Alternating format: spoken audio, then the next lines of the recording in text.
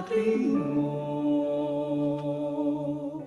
Linis niyang kasalanan ko, patawarin mo.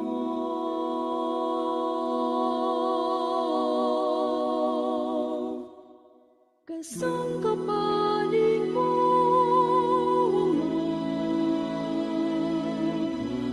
lingkod mo, Ama. Kawan mo sana, ako ay lingapin sa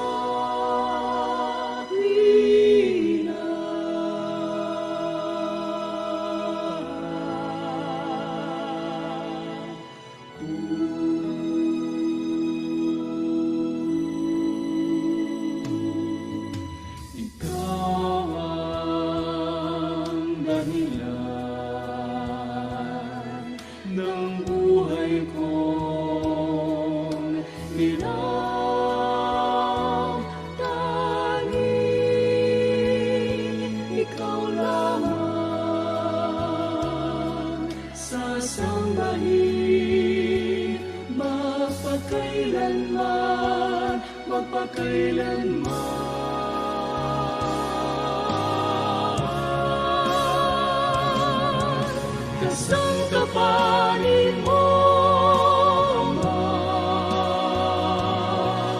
ang lingkod mo, Ama.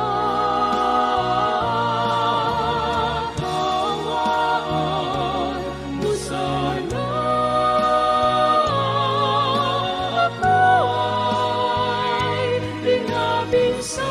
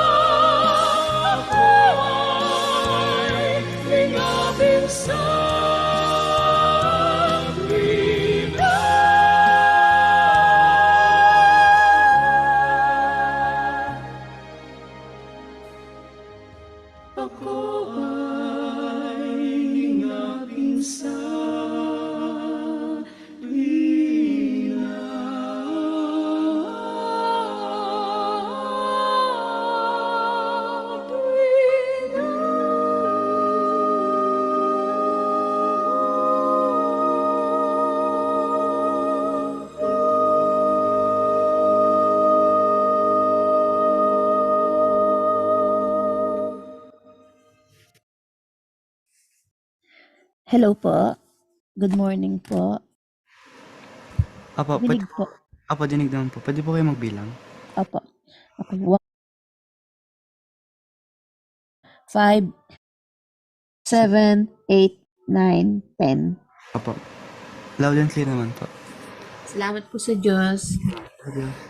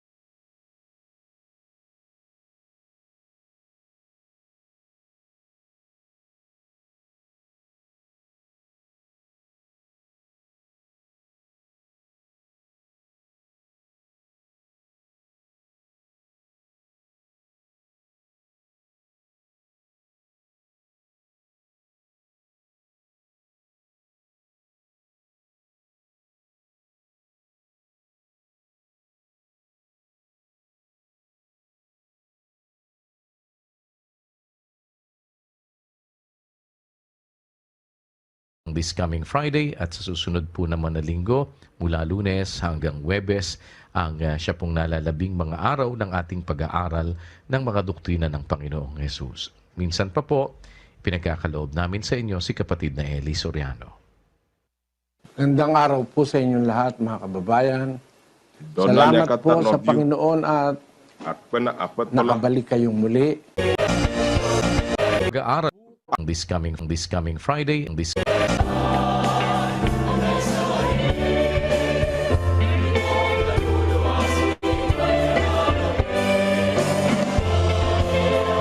agbalatad this coming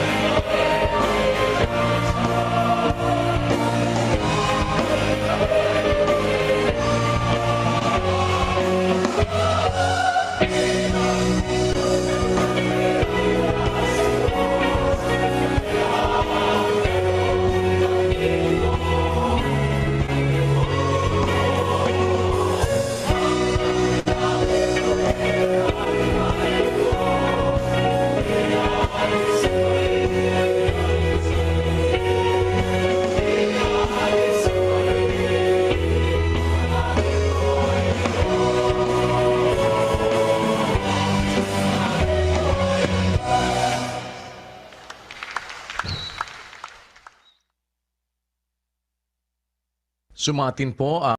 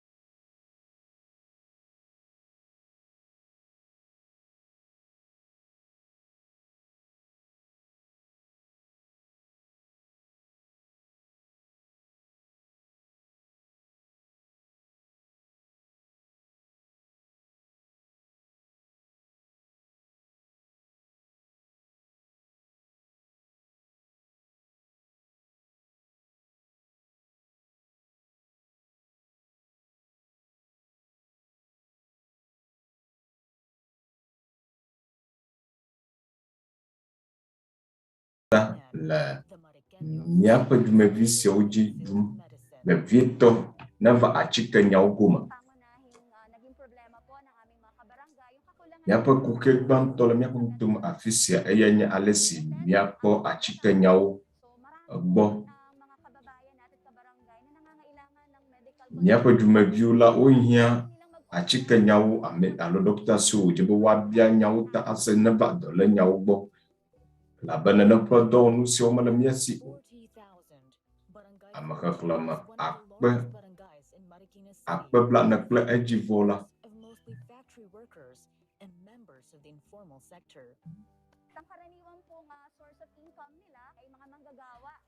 Pabrika na nakapalibot sa aming barangay. Ang iba po ay mga karamihan informal sector sila, mga toda, drivers, jeepney drivers, at ilan pong bahagi nito ay mga formally employed sa iba't ibang mga private companies. Nanay Cherry and Nanay Nora, who are both senior citizens, are among those who bear the brunt of the COVID-19 pandemic. As they say, the older we get, the more likely we are to suffer from at least one medical condition.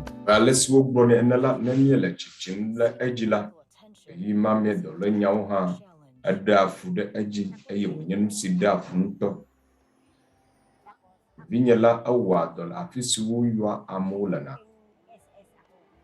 Makwa makogora ma alo gwajo chunyo do ma eye wuchwan viado nam. Woma viado nam. Vinya Ezrana chikicheche kple tomau.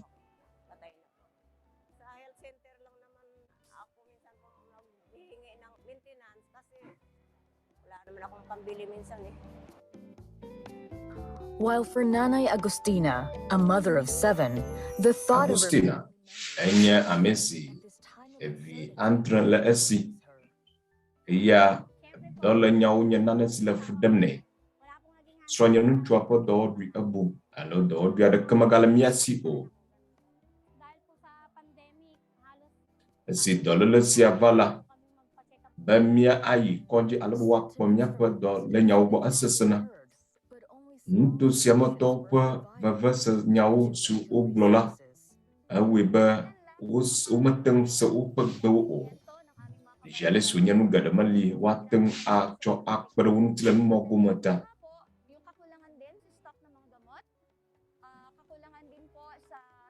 Babiagba achika nyawo hudu nyawo adafu esimonya do forma ba udo asi amoji amopo zolizozo plotomo la anyanujika adafu nawo kakatobo be fupenya sewo bahala mokpokpo linawo esima fo nudila madua gbada nsianu simona madua gbada ayi hafi mamlanyi ha madua gbada.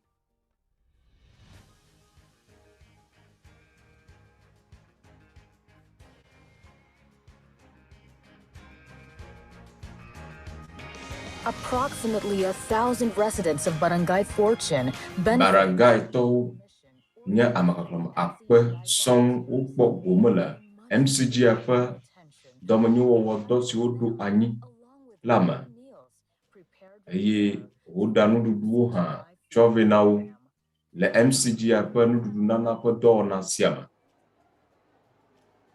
nude onyenami bo ukpo mia gbo fa moko gada kala mia si to boba gasia asobo hafi esia nuga onye jale si onye fa onye laba mia jesi apoto laba enye nana si hia bebie la mia kwa agboma menya mabubade ke o negbe yako akpe gede laba esia wa peperen gana vinyo simunya gameli ma aplo ay konji o ako pomnya bola afisia fa ya dume visionya ya to o ko Malaysia ma godo mon popo mesumya sibe mya po dokta o nahihirapan din sila minsan nga wala pang gamot eh kaya tayo nagbibigay Sumatemile mon popo namu bawa wakpo bofan le miaƒe dɔyɔyɔ ƒe nyasioma. Nusia nuga onye, kpekpeɖe nuga onye. Bale si miekple ena. Ne miate ŋu ana kpeɖeŋu amewo katã žele si enuwo mele mia si hena wo katã o hã la. Wokpe dzesi be MCGI. Esiwo yɔ wo la, wote ŋu lɔ ɖe edzi va. Eye wowɔ esia le nuteƒe me. Enye nane siwo hiã be woaɖo ŋku edzi. Be nu siwo le mia si la, wonye nane siwo menɔ anyi ɖa o. Atsike nyawo. Mawu eye nye ame si yɔa dɔ mi. Na miabia Mawu be wòakpe ɖe mia ŋuti.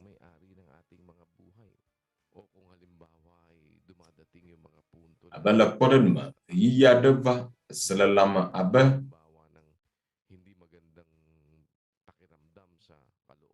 nane le fu ɖem na wo dzi la. Aƒetɔ ate ŋu aɖɔ esia ɖo na mi. Gake miawɔ Biblia ƒe nya siwo wògblɔ la eye nye nyateƒe. Miate ŋu atsɔ agbenɔƒe abɔ ɖeka akpe ɖe miaƒe agbenɔƒewo nu o.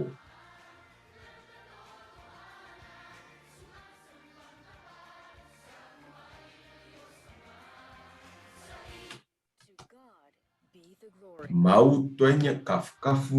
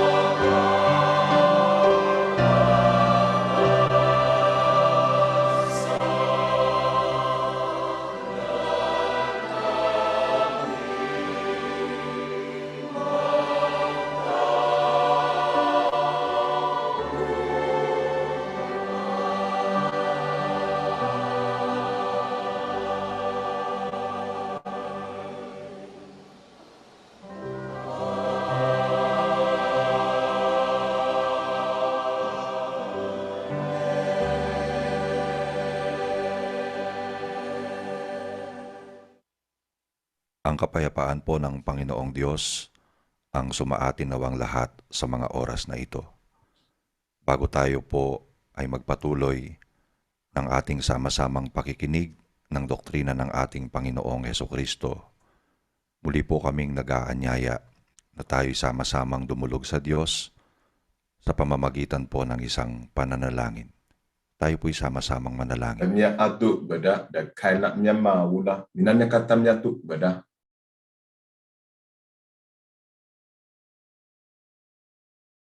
Ama naming dakila at makapangyarihan sa lahat. Mia fofo mauga nusuka tanto la mia apato Yesus Kristo pengkoma. Fofo mia da kuku na ako mia pa akpadada la si agbe sina chokbe ada mia pa agbe ŋuti la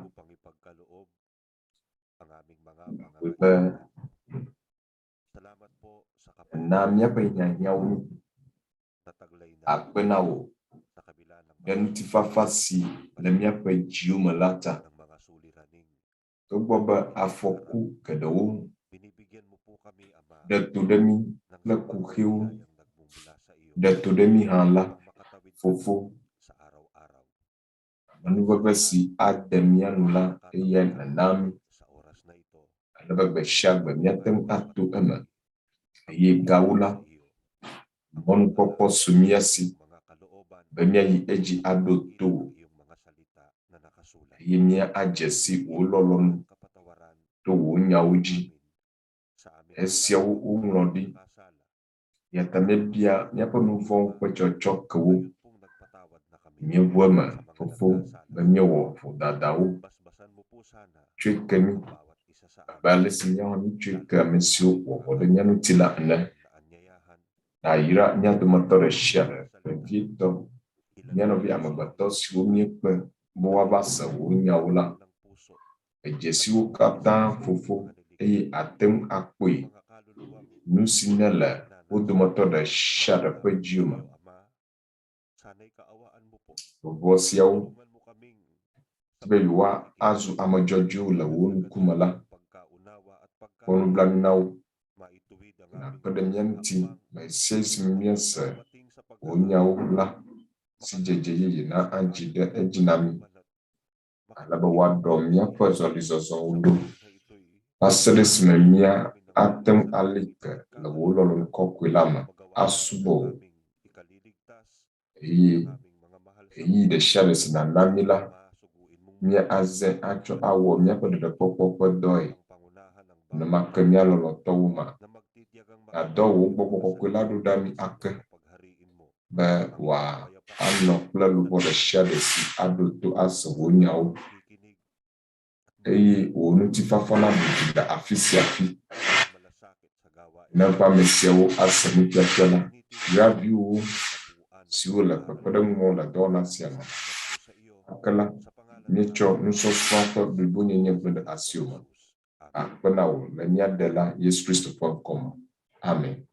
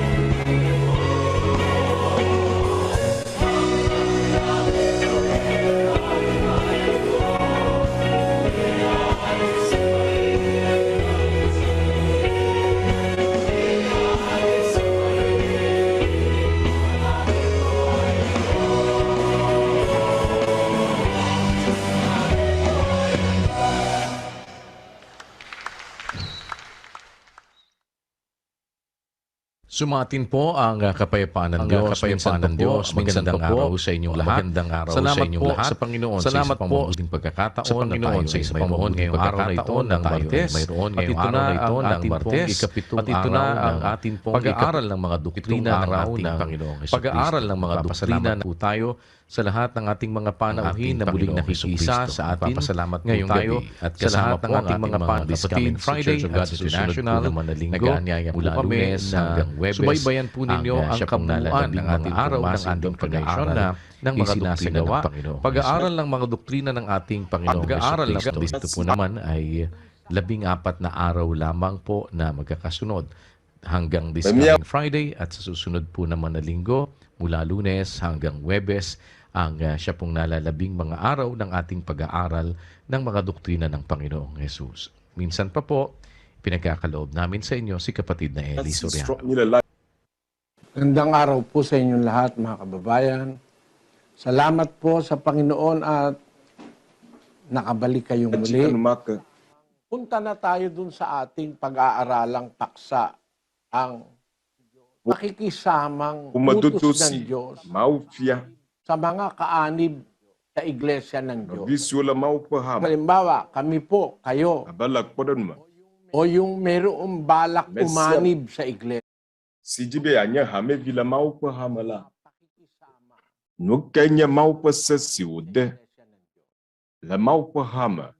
Hena hamevio miakli kalatia top agbalata pipi ewu yanuti esi asinu pokpole mia sila minamia wonyina amokata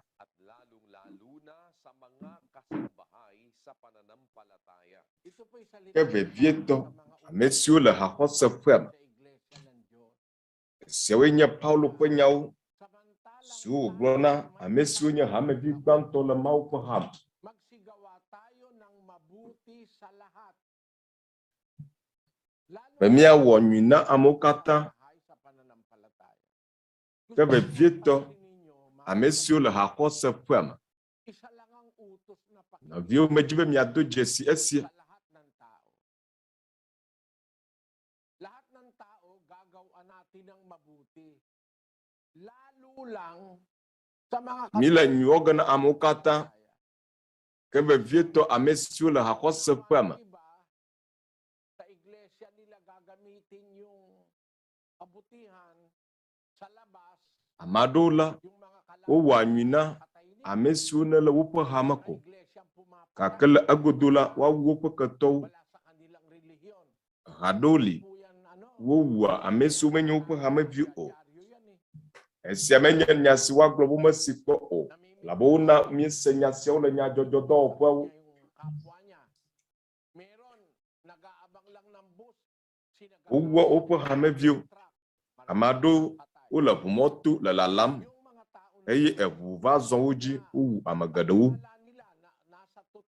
na po amesio si o kwisebe yo la subosubo ba vamela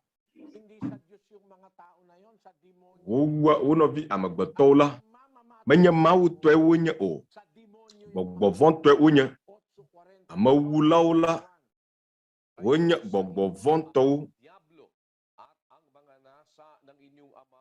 globe miao miecho fofo sinya abonsang lama ye mia fofo panu dodro miedina be miawo yala amawula onyecho gomajejamake ye melno chitrede nyatepe lama o banyatepe mala ayamama o na ala abacho kamla apuanu cho ayanu to document ala bana abacho kala kple abacho ka fofo onye amawulaw kata gbogbovola me uchu amadek matula ama o no fianu amade yepa subo fianu bo wa wu enovia ehavila gbogbovom me uchu sianaga gana wa blemi o novio amawulaw kata gbogbovola me uchu nyaula miecho nyafofo sinya abonsangulama ye miafofo panu dodro miedina be nyawo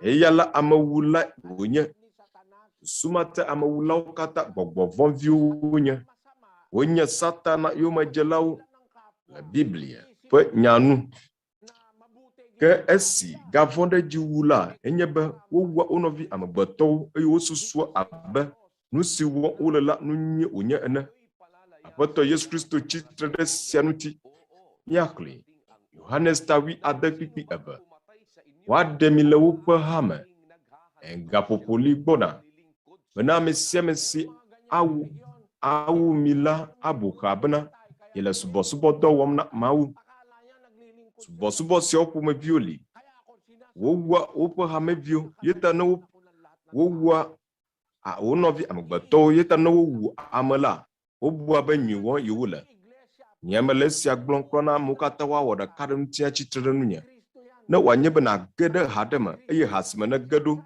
ede sebe wawu amula Kristo pofu toy sia chitre Kristo nuti abe Biblia globe Kristo globe wademi dale wope hama nyasia oglona Kristo to chanto ada kuku de sia fia gapopola li gbona bena amesia mesi awumila abuka bena yele subo do wona mawu nukate osro amawulo abo po subo pa sededeye demye nya subo adesi wu ama sienye afokusi da subo pa nyama na wanyebe manya na panu sew ola abube amakokwe onye ene wa odokwi abe Kristo to onye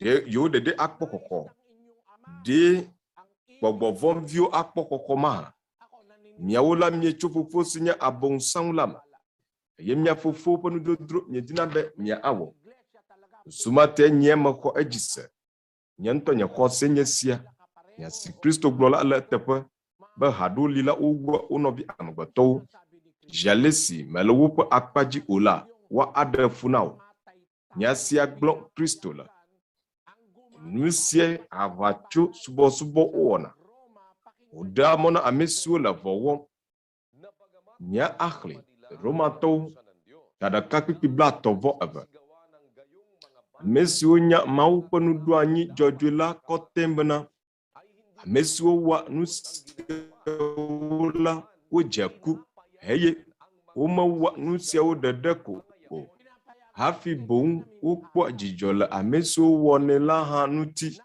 oda mona na penu wonasia sumata elmo mau watem akle esia cho biblam miawo ya migado doma judenu tinye o le kwe mele miafiam nusi la jojom siwo maglona o vieto jales wonye nusa to tala nusi nugbegble si won olela o maglawo o akenyo ba mado wo don sanwo asia wodi sila kpedon ejibe subo ado lila owa ama mesio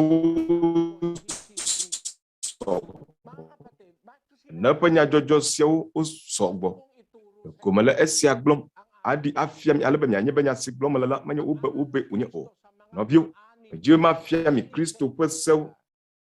Kristo pesew na hamevio kula amesio dibi yo avanye hamevio la halama yanuti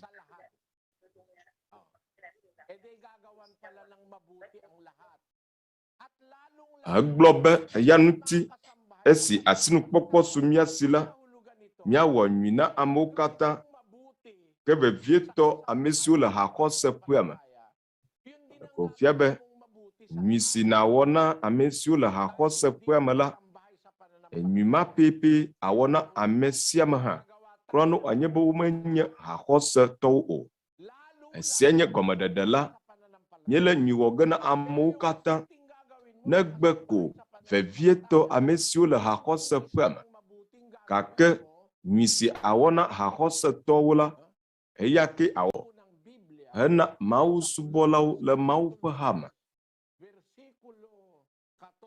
Biblia glo la Koloseto ta topipi ene ke hekpede nusia ukata nutila mido lolon sinya blibonyenye la penublanu Nempenya sia amako. Hekpede nu siawo katã ŋuti. Hekpede nufiafiawo katã ŋuti. Hekpede dzɔdzɔenyenyewo katã ŋuti la. Nugbãtɔ si wòanɔ anyi la eye nye lɔlɔ si nye blibonyenye la ƒe nublanu.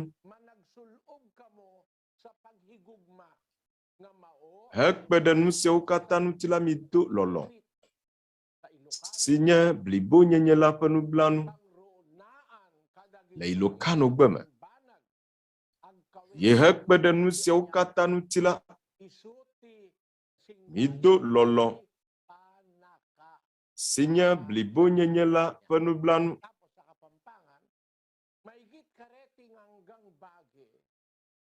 Miaxle kapapanga gbe me. Hekpede nu siawo katã ŋuti la mi do lɔlɔ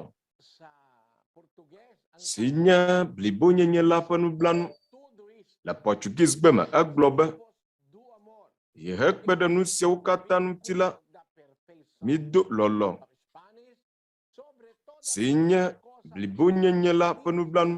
Le Spanish gbe me hekpede nu siawo katã ŋuti la mi do lɔlɔ si nye blibonyenye la ƒe nublanu.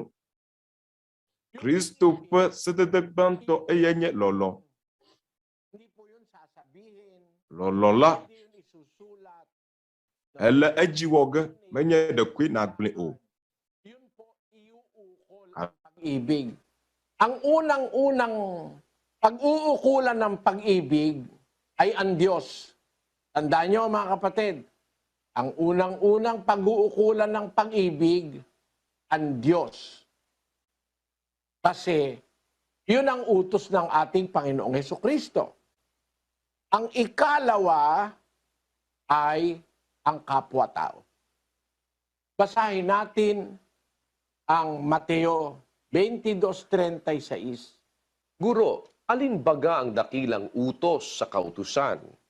At sinabi sa kanya, iibigin mo ang Panginoon mong Diyos ng buong puso mo at ng buong kaluluwa mo at ng buong pag-iisip mo. Ito ang dakila at pangunang utos. At ang pangalawang katulad ay ito.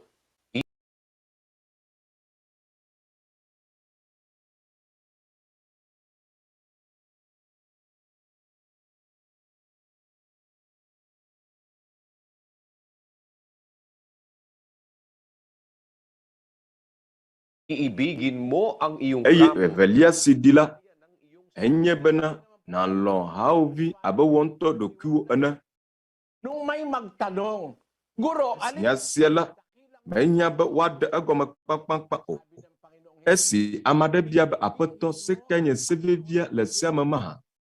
Aƒetɔ Yesu Kristo gblɔ nɛ bena lɔ aƒetɔ wò Mawu kple wò dzi blibo kple wò luʋɔ blibo kpakple wò tamesusu blibo. Esia nye se gbãtɔ si le vevie eye evelia si di la enye bena lɔ haovi abe wò ŋutɔ ɖokuiwo ene. Yeta ne alia wòle la, aleke nate ŋu awu amee? Aleke naɖe mɔ na miaƒe hameviwo be woawu ame? Ne miaƒe eha enye ha vava.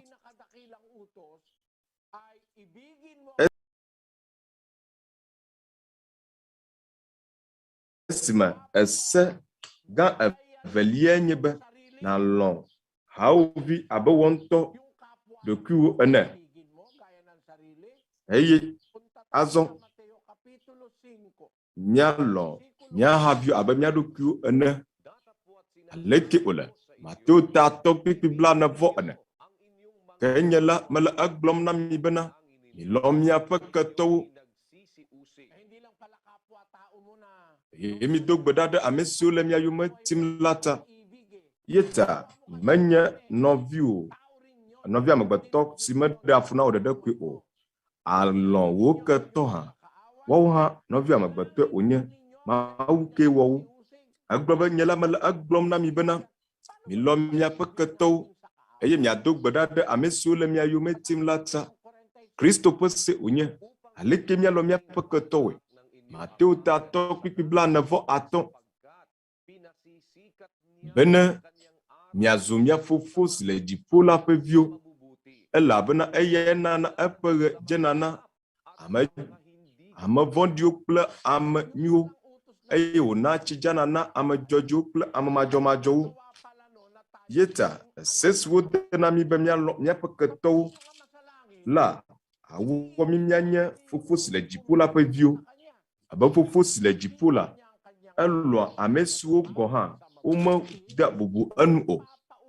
Na eƒe ɣedzena na ame nyuiwo kple ame vɔ̃ɖiwo, eye wònana tsidzana na ame dzɔdzɔwo kple ame madzɔmadzɔwo. Alie Mawu le. Ame siwo mede bubu enu o, ame siwo wɔ avɔ, ame siwo meɖoa toe o la, Mawu lɔ woawo hã. Susumate wòde se na viawo le Mawu ƒe hame, be milɔ miaƒe ketɔwo ɖo, ye miado gbe ɖa ɖe ame siwo le mia yome tim la ta, bene mianye mia fofo si le dziƒo la ƒe viwo. Nu ka tae? Elabena enana eƒe ɣedzena na ame dzɔdzɔwo kple ame madzɔmadzɔwo, wònana eƒe tsidzana na ame dzɔdzɔwo kple ame madzɔmadzɔwo.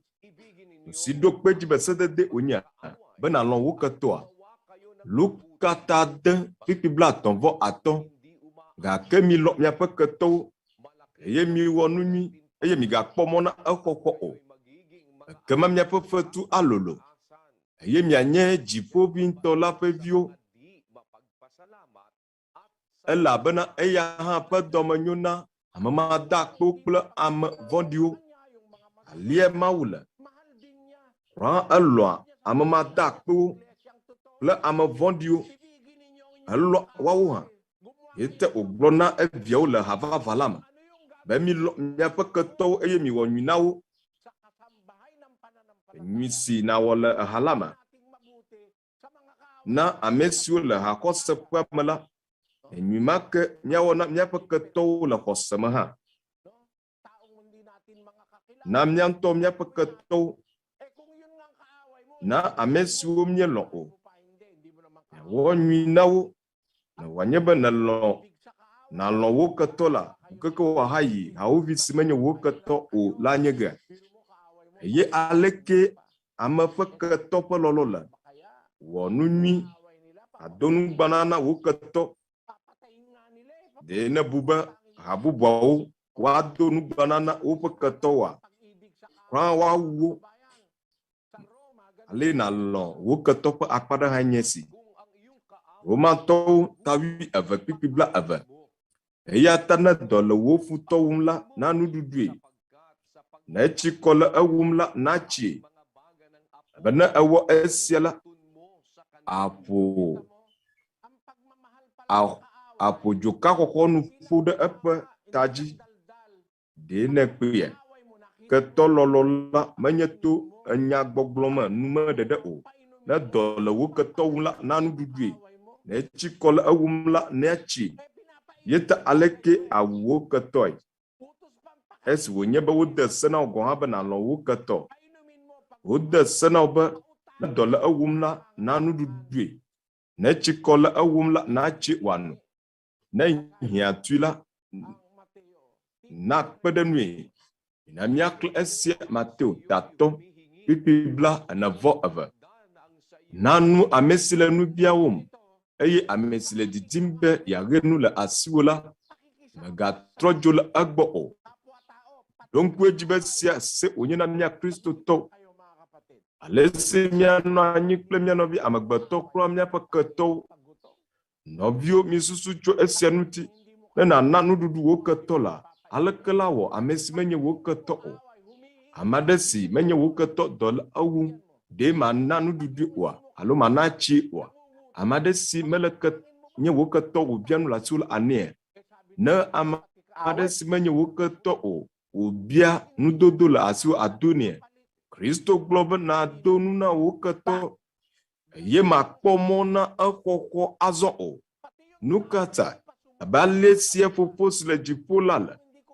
Kura ame siwo mewɔa ɖe eƒe gbe dzi o, ame siwo mede bubu enu o la, ewɔa nyui na wo.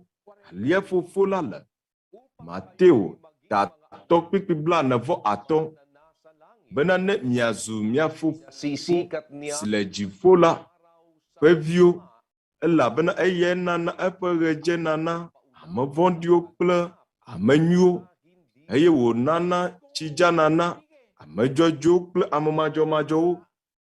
Alia Fofo Mawu la ƒe lɔlɔ le na eƒe tsidzanana ame dzɔdzɔewo kple ame madzɔmadzɔwo, na eƒe ɣedzenana ame siwo nye ame madzɔmadzɔ kple ame nyuiwo sia.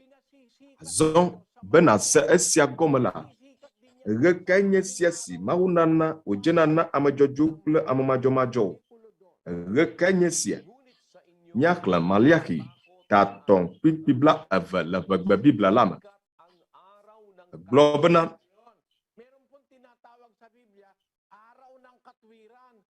dzɔdzɔenyenye ƒe ɣe si ƒe aʋalawo me xɔxɔ le la adze na mi ame siwo vɔ̃ nye ŋkɔ la. Ekpea le Biblia me woyɔna ne be dzɔdzɔenyenye ƒe ɣe menye míaƒe ŋutilãme ƒe ɣe gblɔm mi le o, gake Mawu ƒe ɣe si wòdzenana ame dzɔdzɔewo kple ame madzɔmadzɔwo la, eye nye dzɔdzɔenyenye. Dzɔdzɔenyenye. Yeta Mawu ƒe nufiafia, Mawu ƒe sewo, eƒe dzɔdzɔenyenye la, eɖene fiana ame nyuiwo, nenema ke wòɖene fiana ame vɔ̃ɖiwo hã, be ame vɔ̃ɖiwo hã woava zu ame nyuiwo. Enana tsidzanana ame dzɔdzɔewo kple ame madzɔmadzɔwo. Mawu ƒe tsidzadza egɔme ɖe Hosea 2:22. Miƒã dzɔdzɔenyenye eye mixa nu kple lɔlɔ̃. Mide agble yeye, elabena azã la ɖo be míadi Aƒetɔ va se ɖe esime wòava, eye wòana dzɔdzɔenyenye nadza ɖe mia dzi. Yeta Tagalo ƒe gbegɔmeɖeɖe gblɔ be atsɔ dzɔdzɔenyenye ave ne Aƒetɔ la va. Womeɖe egɔme nyui o. Ne míaxlẽ le English gbe me kple Hebrew gbe me, mina míaxlẽ le English gbe me. Egblɔ be miƒã dzɔdzɔenyenye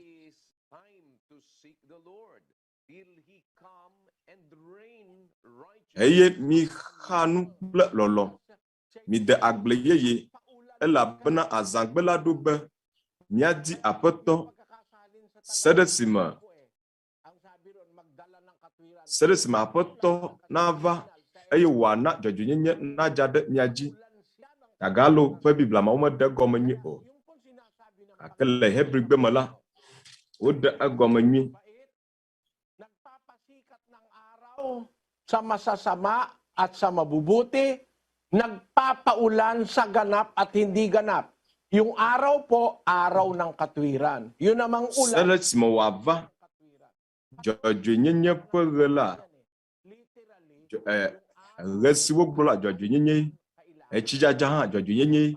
Le ŋutilã gɔme la, amegbetɔwo wohiã ɣe kple tsidzadza.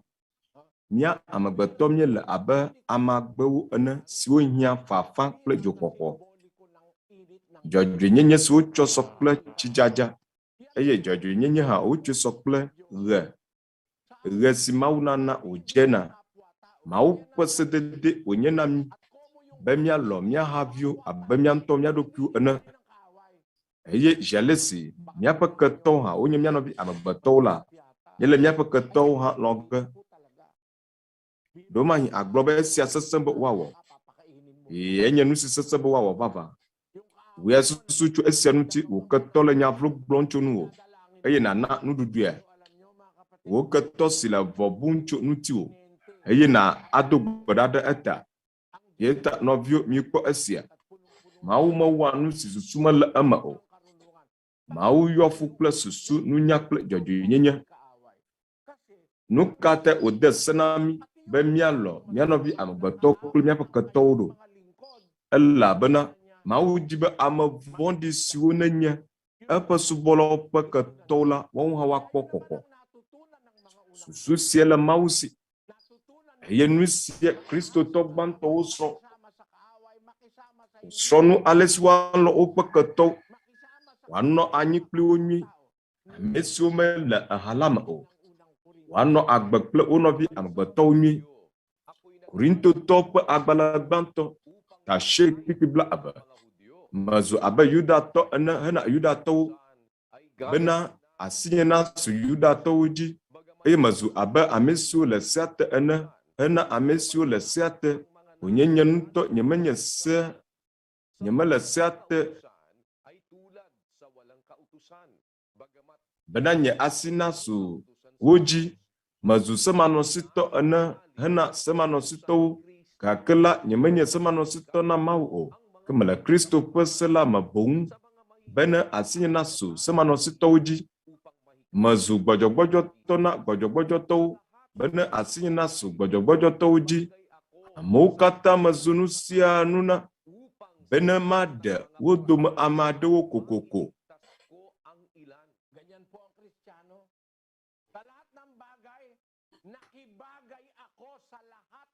Alia Kristotɔwo le. Amewo katã mezu nu sia nu na. Woya maɖe ame aɖeke le eme o. Le nyui wɔ ge na wo katã. Le mɔ sia mɔnu Paulo egblɔ be amewo katã mezu nu sia nu na bena maɖe wo dome ame aɖewo kokoko. Nu katã wòdze be míanɔ agbe kple mía nɔvi amegbetɔwo nyui ne enye hamevi le Mawu ƒe hame. Ele anyinɔge kpli wo nyui, wɔ nyui na wo, yalɔ míaƒe ketɔwo, míalɔ mía nɔvi amegbetɔwo, ale be míate ŋu akplɔ wo ava Mawu gbɔ. Sie nye susu si le eme. Alɔ srɔ̃wò, alɔ tɔwò, alɔ nɔwò. Ne enye hamevi le eha la me, alɔ hawòvi, awɔ nyui na wo. Ne ate ŋu awɔ kpeɖeŋu na wo la, wɔ kpeɖeŋu na wo. Ne nane li nado na wo la, dui na wo. Rɔ̃aketɔ la le Biblia ƒe nyanu. Eye ne ete ŋu kpe ɖe wo ŋuti la, wɔ nyui na nɔviwo amegbetɔwo katã. Suetae nye be Mawu dzi be ame vɔ̃ɖiawo hã Mawu ƒe dzɔdzɔenyenye ƒe ɣe la mena aklẽ na wo. Mawu ƒe dɔmenyonyo na dza ɖe wo dzi. Ƒe dzɔdzɔenyenye le be woatrɔ ale be woawo ŋutɔ hã woakpɔ xɔxɔ. Sie nye Fofo si le dziƒo la ƒe lɔlɔ̃nu. Miɖo to mia asi Timoteo ƒe agbalẽ gbã ta 2:4. Ame si le didim be woaxɔ amewo katã bena woava nyateƒe ƒe sidzedze la me. Mawu ƒe lɔlɔ̃nue wònye be amewo katã woakpɔ xɔxɔ. Yeta ne míawo hã mídi nu si Mawu di la, míanɔ agbe nyuie kple mía nɔvi amegbetɔwo, manye dzretɔ, mawɔ nu manyomanyo ɖe hawòvi ŋuti o. Manɔ agbe abe ɖe nele fukeke blibo la katã ene o. Ɖe ne kpuia, nye numetotowo ɖi fia be ame aɖewo li la, ne ele nu ƒom kpli wo la, woŋlɔ woƒe ŋkume.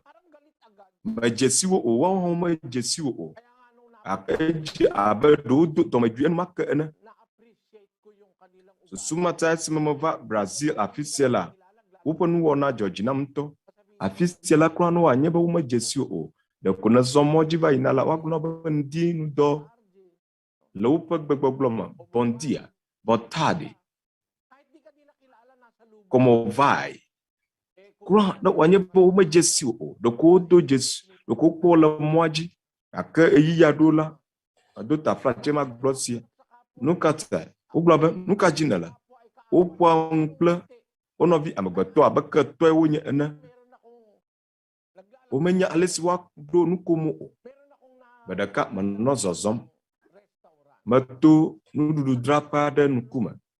Eye nudzrala ƒe edɔwɔlawo dometɔ ɖeka ɖo nukomo nam. Le nyateƒe me la, nyemeɖoe be ma aɖu nu o.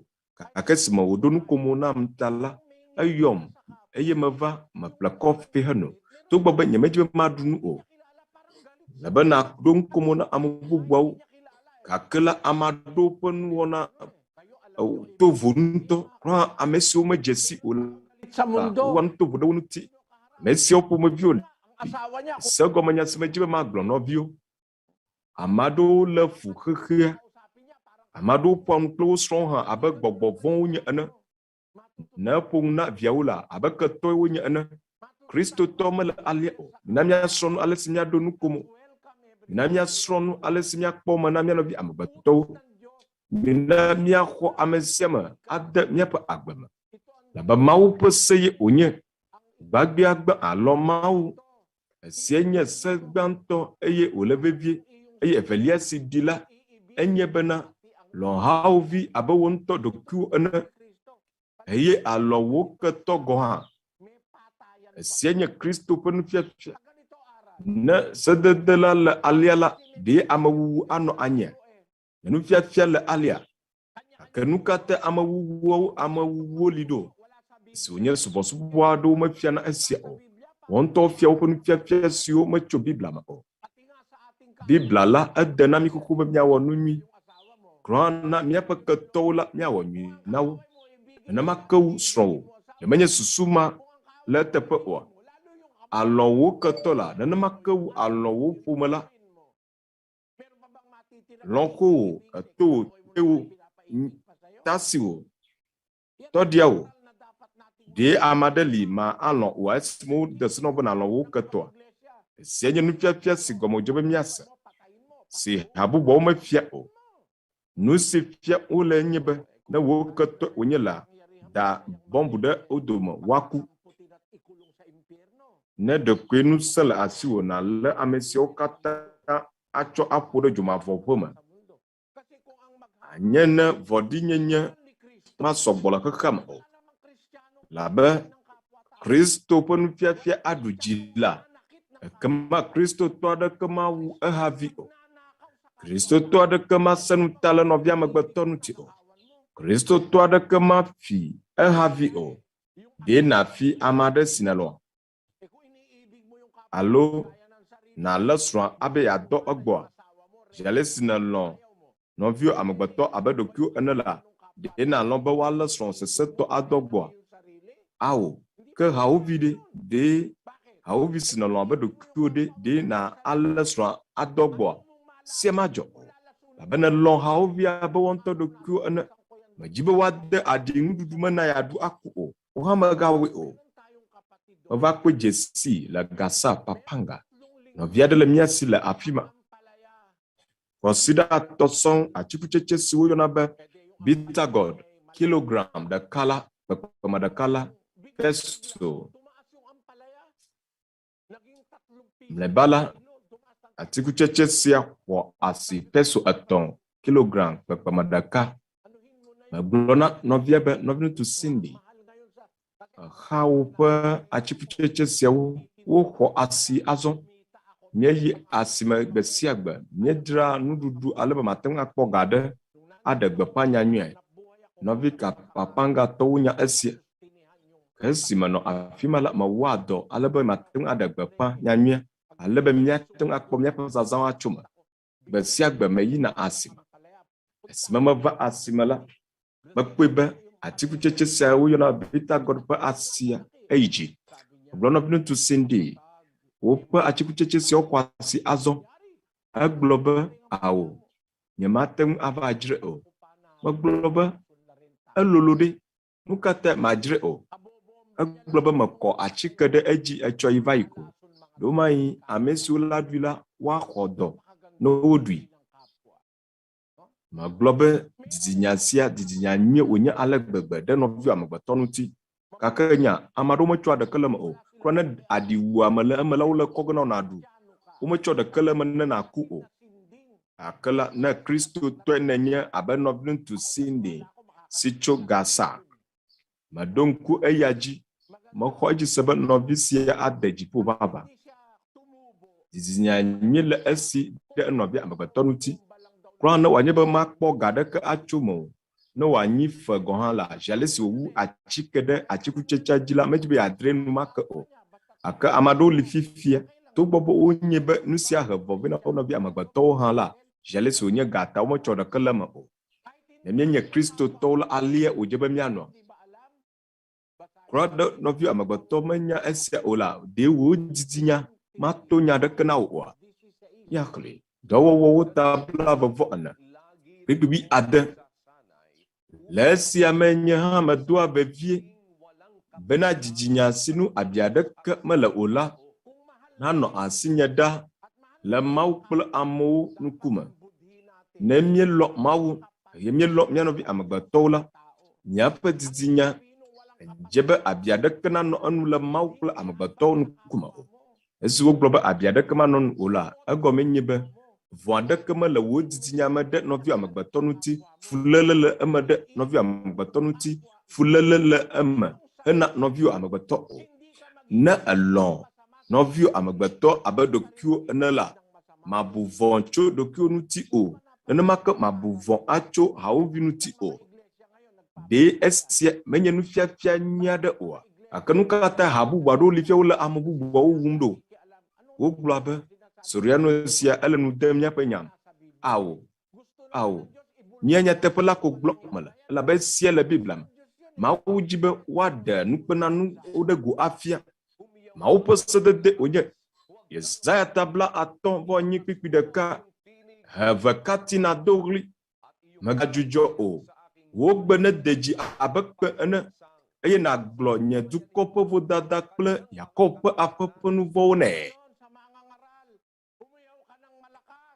Sia Mawu ƒe sedede wònye na gbeƒãɖela la, heve katina do ɣli, megadzudzɔ o. Wogbe ne de dzi abe kpe ene, eye nàgblɔ nye dukɔ ƒe vodada kple Yakob ƒe aƒe ƒe nu vɔ̃wo nɛ. Nukpenanu siawo le be woaɖewo ɖe go afia. Ale be Mawu ƒe amewo mawɔ esia o. Asi nye Mawu tɔ la mawɔ esia o. Labe sedede wònye be woagblɔ esiawo ɖe go, ale be womawɔe o. Nɔviwo, amewo ɖoko mese nye nya gɔme o, be mele tsitre tsim ɖe amewo ŋuti. Awo. Aƒetɔ la ƒe nya ko gblɔ mele. Ya ta nɔvinye amegbetɔ mi kpe mia ɖokui dzi nyuie. Gage ɖe nene ƒe ha sia me o.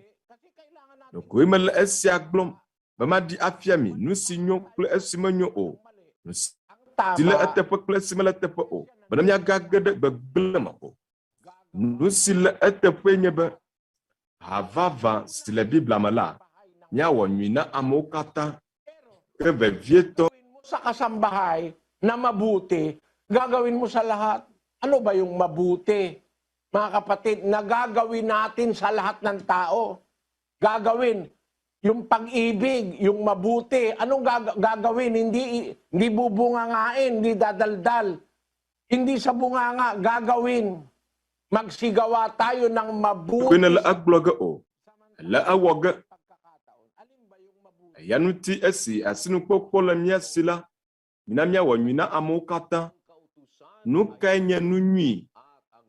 Romato. Vola sela le kokwe, sededela le kokwe, le jojwe eye onyo. Nusi wage mia lala eye nye sela. Nukainye sela. Sela le kokwe, sededela le jojwe, le kokwe eye onyo. Misi Mawu dzi be miawɔ na mia nɔvi amegbetɔwo la. Le nyui wɔ ge na mia nɔvi amegbetɔwo katã. Kura ketɔwo. Eye nu kae nye nyui sia? Eye nye se la. Nu kae nye sia? Se nye be nana nu dɔwuitɔwo. Ame siwo tsikɔ le wo wum la nana tsi wo. Wo ketɔ. Na nuɖuɖu na tsi wo ketɔ wa ano. Se nye be nalɔ hawòvi abe wɔntɔ ɖokui ene. Medzi be ame aɖeke na da dzo ye o. Ekema hã megada dzo ame aɖeke o. Medzi be woado li ɖe ye ta o. Hã megado li ɖe ame aɖeke ta o. Medzi be woaɖu fewu le ye ŋuti o. Megaɖu fewu le ame bubuwo ŋuti o. Medzi be ame aɖeke na blevi kple srɔ̃wò o la. Megablevi kple ame bubu srɔ̃ o. Medzi be ame aɖeke nese nu ta le viwo ŋuti o la. Hã megase nu ta le ame bubuwo ƒe viwo ŋuti o. Demenye nɔviwo amegbetɔ lɔlɔ wònye abe ɖokuiwo ene oa nɔviwo. Miaxlẽ Mateo ta 9:12. Eya ŋuti nu sia nu si mielɔna bena amewo nawɔ na mi la, miawo hã miwɔ nenema ke na wo. Labena esia nye ese la kple nyagblɔɖilawo. Nu si nedi be amewo nawɔ na wo la, Numa pepe nao nya sia Biblia laglo. Nu se wo yo la school bana sika sedede. Nu si la dibe amebubuwo na woden tula we na wawa la nya gbegbɔgblɔ bubu ade nua. Nu si me dibe amebubuwo ne ga wode ye nu ola o ha me ga we de wawo nu ti o. Nene pe nya sia eme ko ale gbegbe. De ne jibe wa lo ya o ha lo ame. De ne jibe wa twe akewa o ha twe ke. De ne jibe ya honua nanu. De ne jibe amado na khojigbodi na wa o ha khojigbodi na wa o ha. Efesoto ta na pipi bla tonvo eve. Kemi kodome de mianuawo nu. Eye miaƒe dome na trɔ de mianuawo nu. Eye mi tsɔ ke mianuawo abe ale si Mawu tsɔ ke mi le Kristo me la ene. Sa isa't isa. Utos yan sa iglesia. Mi kodome de mianuawo nu. Esi ase onye wode na hamela. Ese si wode na hame nye be. Nu si woge miala na amesuo le hamela. Nyawe na agodo to ha. Esi Biblia la gblɔ. Mi kodome de mianuawo nu. Bawa. Magandang loob ka. Ŋutegã de mianuawo nu nye be ma nye ɖokui tɔdzi la o. Abe le kpɔɖenu me. Bawa nan tinola. Kodome de ame aɖe ŋuti. Tasalang na tinola. Eda koklo la de dzi. Jale si ne nyo dɔmetala ena elã si ne da la ƒe ɖee. Na ame si ne dzi be awɔ dɔme nyo la na. Nagma magandang loob. Ame siwo ƒomeviwo li.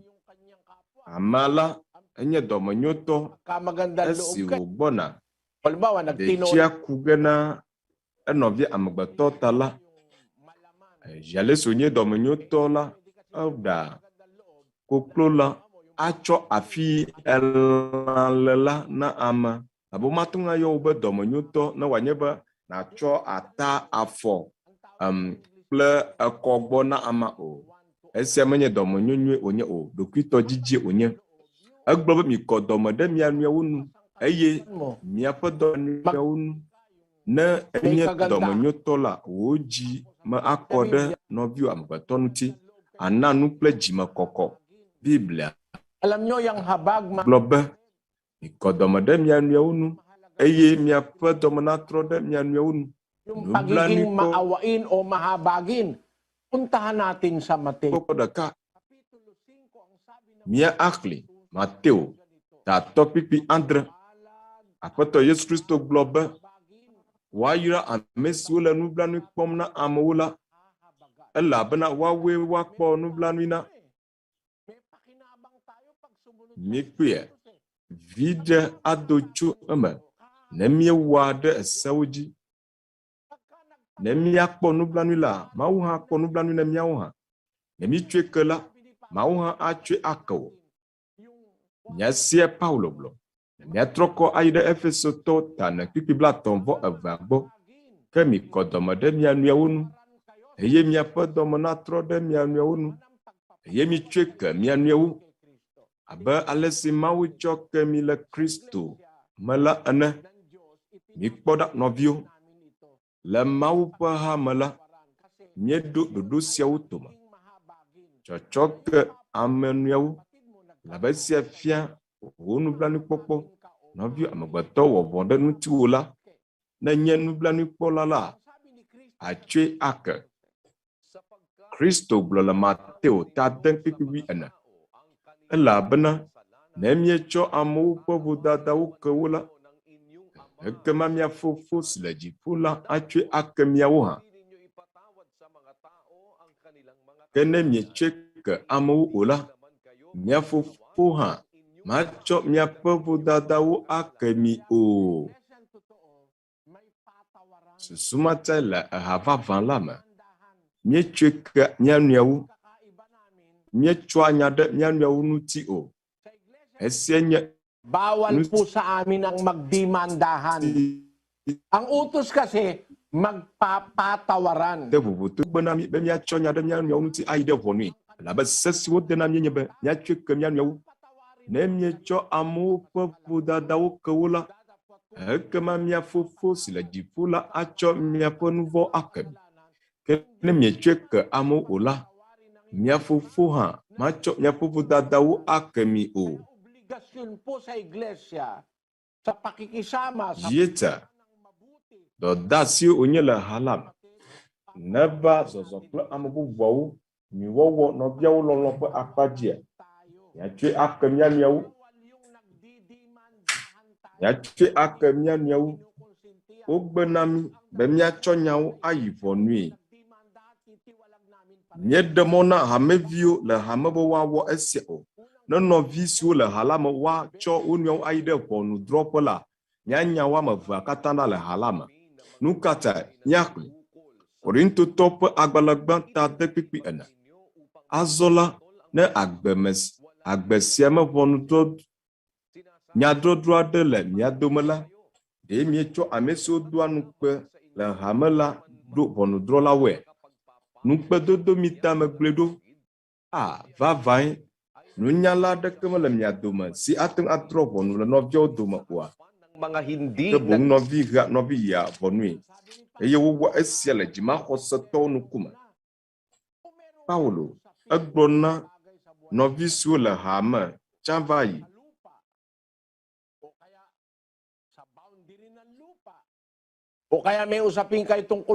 Ne anyigba ƒe liƒo alo aƒe ƒe nyadɔdrɔ̃ le mia dome alo ega ƒe nya, nɔvia mete ŋu xe fe na wo azɔ o, alo enya aɖe le mia dome tso nu bubu aɖe ŋutia. Paulo gblɔ be ɖe mietsɔ ame siwo wodoa vloe le ha la me doa ʋɔnudrɔ̃lawo ma. Ne nayi ɖe ʋɔnudrɔ̃la aɖe gbɔ si menye hamevi le hame o be wòadrɔ̃ ʋɔnu o, natsɔ nya sia ɖe nɔviwo la ŋutia. Biblia gblɔ be nukpedodo mi tame le egblɔm ɖo. Vavãe, nunyala aɖeke mele mia dome oa. Ɖeka hɔ̃ meli si ate ŋu adrɔ̃ ʋɔnu le nɔviawo dome oa. Ke nɔvi hea nɔvi yia ʋɔnu boŋ wotsɔ wo nɔewo yia ɖe ʋɔnue. Wowɔ esia le dzimaxɔsetɔwo ŋkume. Gbe sia le Mawu ƒe hame. Míele eha la me, Mawu ƒe nufiafia le mía si, be míatsɔe ake mía nɔewo, míado dzi le mía nɔewo ŋuti, eye woe natsɔ nya ɖe nɔviwo ŋuti ayi ʋɔnue. Katolikotɔe tsɔ nya ɖe enɔvia katolikotɔ ŋuti.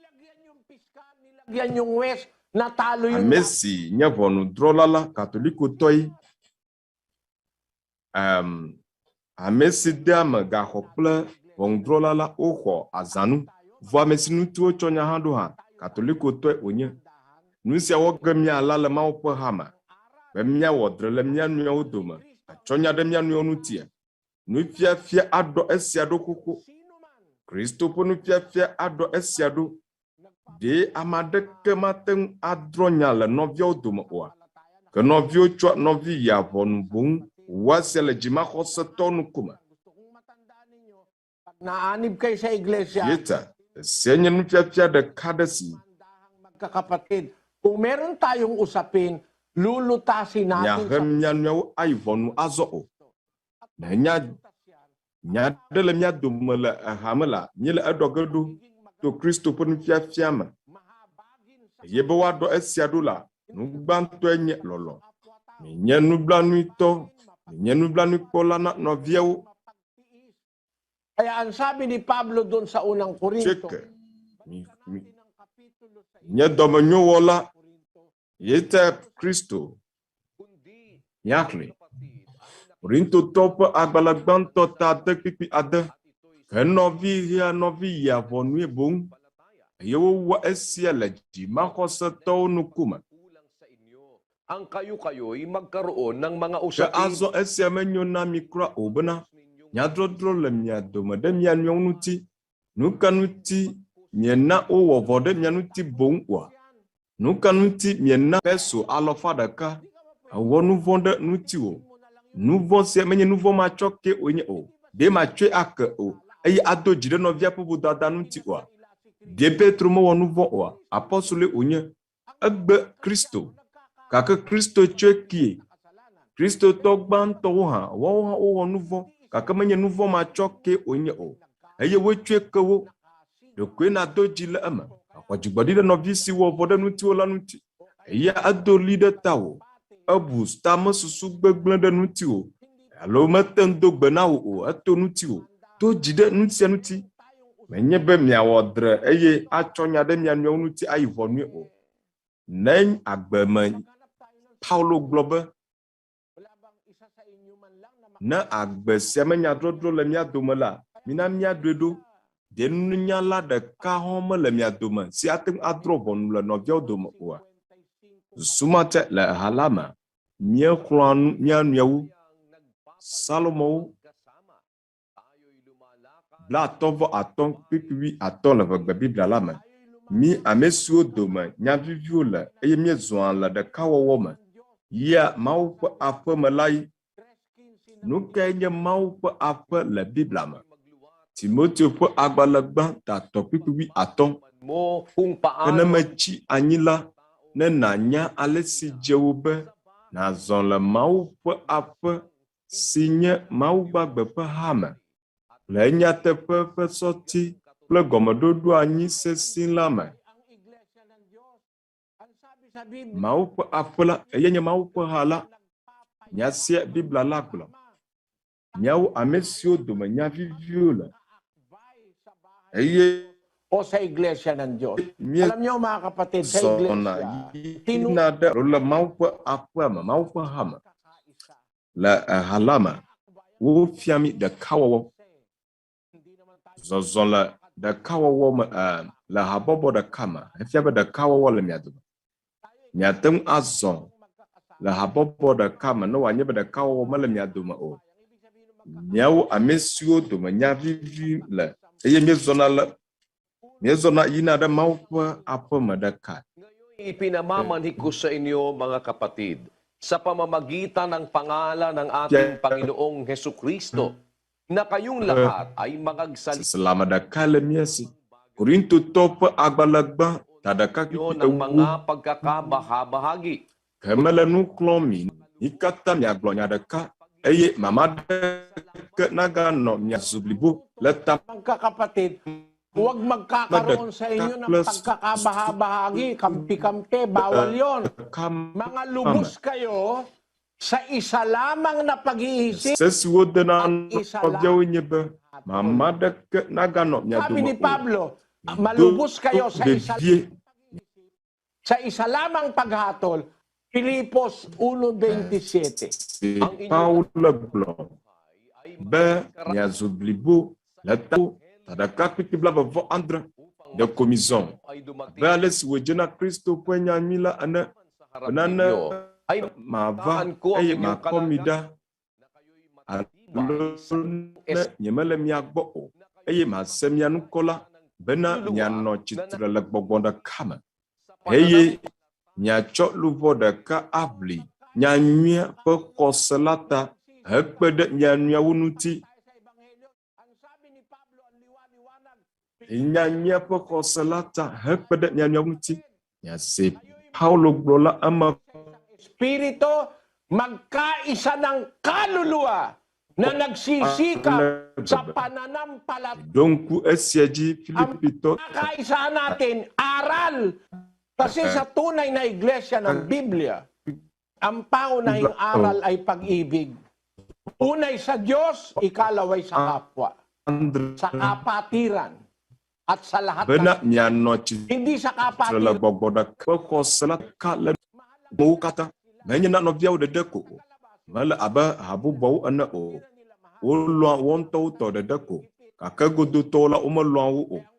Yete wo wuawo sanu tala wo nutido sesuwo denami le Biblia me yenye be eya nuti si asinu kpɔkpɔ le mia si la na miawɔ nyui na amewo katã vevietɔ ame siwo le haxɔse ƒea ɖe ƒe nya sia eme kɔ ale gbegbe be miawɔ nyui na amewo katã.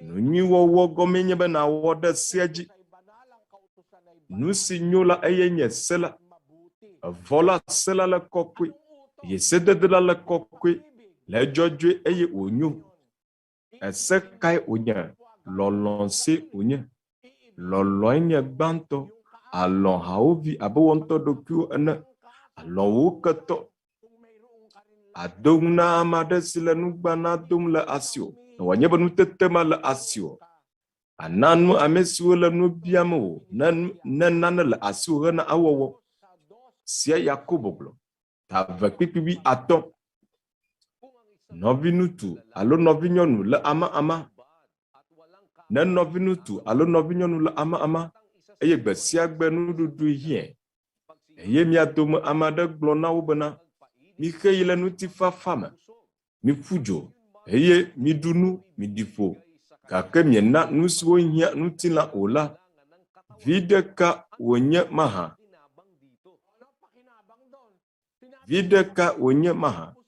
vi ɖeka ado tso me egblɔ na nɔviwoa be ɖi ƒo ƒu dzo ɖu nu gake metsɔ avɔ nɛ be wòatsɔ na nuɖuɖue be wòaɖu o vi ɖekae le esia sumate kpikpiwi atɔ gblɔ be ne nɔvi nutu alo nɔvi nyɔnu le ama eye gbe sia gbe nuɖuɖu le ehiãm nu ke wòdze be nawɔ ame si le ama la tsɔ nudodo nɛ wòado ame si nuɖuɖu ƒe nu le ewɔm la na nuɖuɖue ƒe ɖe enuti sia nye lɔlɔ̃ ƒe nufiafia nɔvi siwo katã le ha la me sumate le ha sia me la enye adegbeƒoƒo na be magblɔ be Jale si Filipi dukɔa katã le esem kple xexe blibo la katã le esem la ame ɖeka hã menye nubiala le ha la me o nɔvi aɖeke mele ha sia me le ablɔwo dzi le nu biam o ne minye be nɔvi aɖe nye nubiala nuɖuɖu mele si wòaɖu o la teƒe le mia si le apale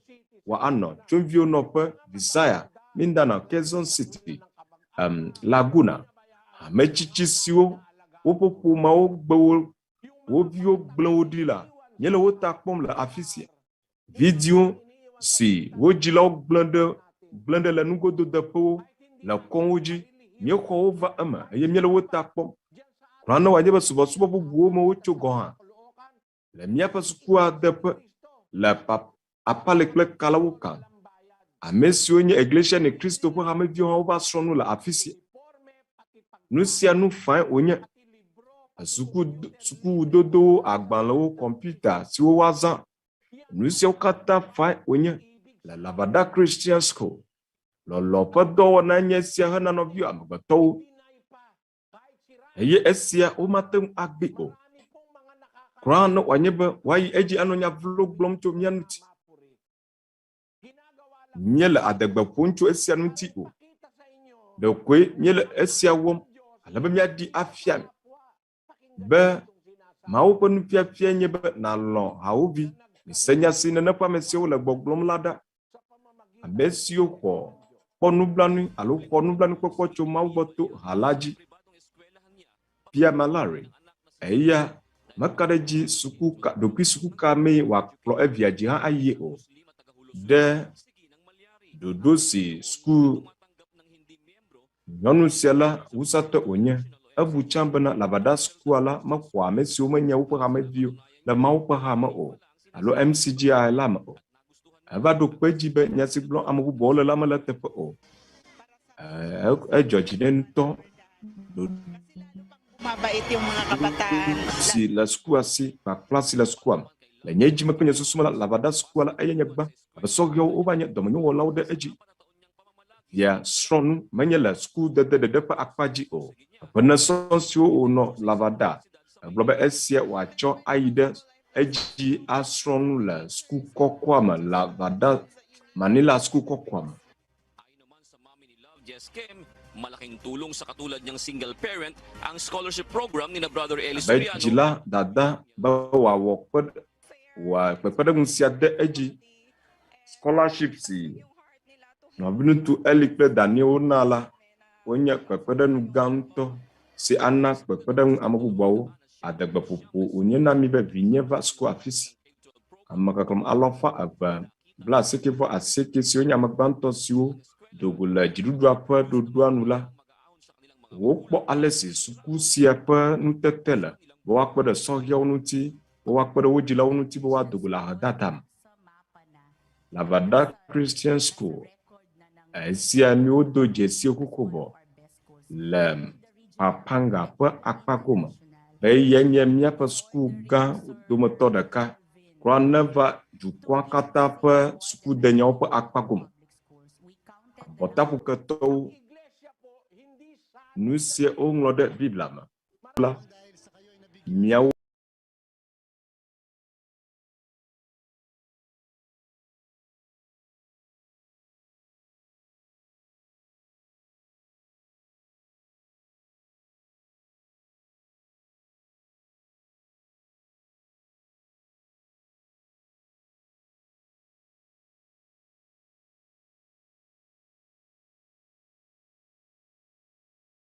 Mimi. Atɔlia nye be ame siwo woyɔna be Mimi. Atɔlia nye be ame siwo woyɔna be suku sia le si suku sia le la miakpɔe adze si be miakpla suku sia le si na sukuviwo de suku fã be miawo ene siwo dzi be miasrɔ̃ nu le LVCC be program la te. Amewo me sukuviwo me xea fe o, woƒe sukuwo kple woƒe agbalẽwo, nuɖuɖuawo hã wonana wo fã, gaɖeke maxie. Attorney General Kesia egblɔ be yekafu agbenɔnɔ nyui si wofia suku sia hena sɔhɛawo la, miawo la yayra amewo mienye ŋutɔ, labe miawo la meɖe ko wona mi de suku fã ko o, ke boŋ miaƒe agbenɔnɔ hã wokpla mi nyui, nenema ke hena mia Mawu lɔlɔ kple Filipitɔ nyenye akuakua.